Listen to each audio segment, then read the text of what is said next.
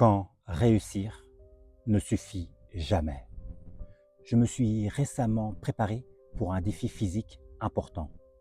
Mon objectif était simple, le terminer correctement sans me mettre en danger.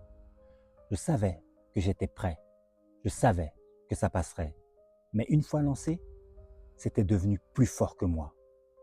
Je n'ai pas voulu simplement faire les choses bien, j'ai voulu faire mieux que prévu, mieux que les autres, mieux que moi-même.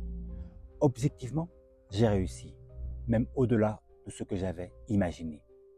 Et pourtant, pendant l'effort, je me trouvais en dessous de ce que je pensais devoir être.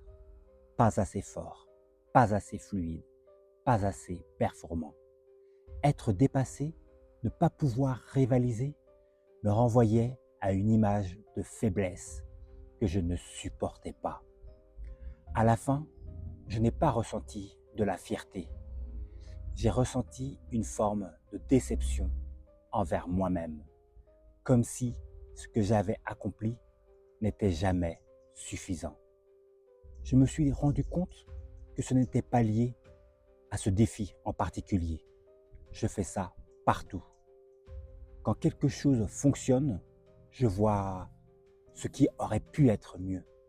Quand j'atteins un objectif, je pense déjà au suivant.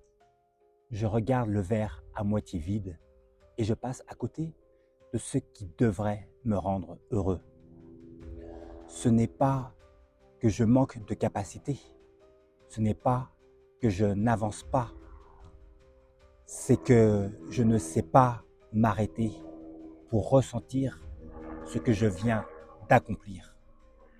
Je ne suis pas dur avec moi parce que je veux progresser, je le suis parce que je ne sais pas me satisfaire.